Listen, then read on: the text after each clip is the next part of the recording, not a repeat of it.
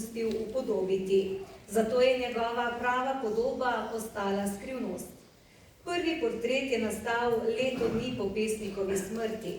Tudi naša učenka Tita, ki je nadarjena za likovno umetnost, je vzela v roke svičnik in barvice, se predala umetniški domišljiji in ustvarila portret našega velikega pesnika.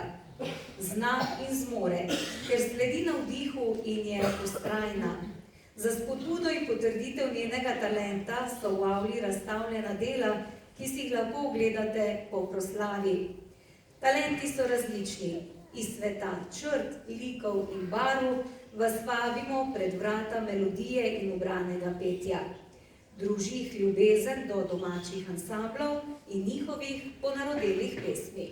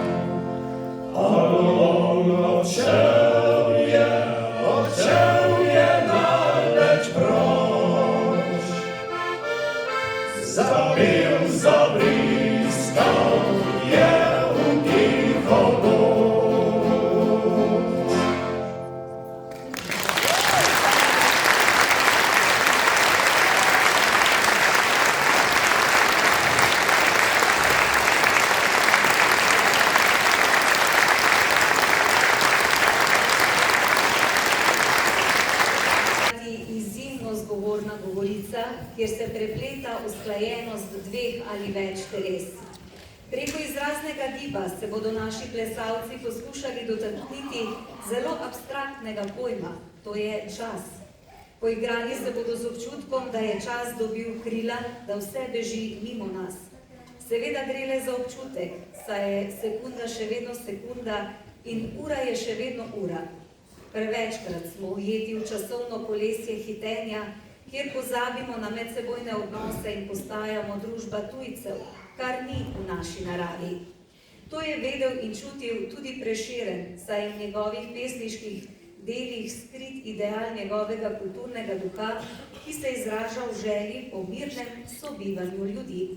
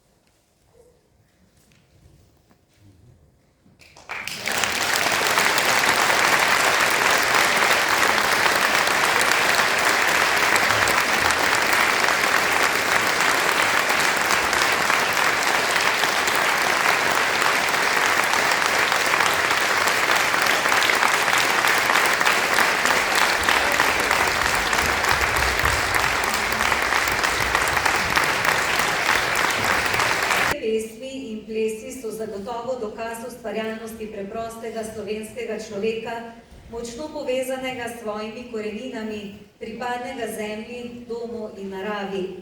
Je vir odkrivanja slovenskega človeka, ki je znal biti igriv in navihan, odločen in neumajen, ko gre za čast in pripadnost. Slovenska pesem naj ostane zaklad, za katerega je odgovoren vsakdo izmed nas.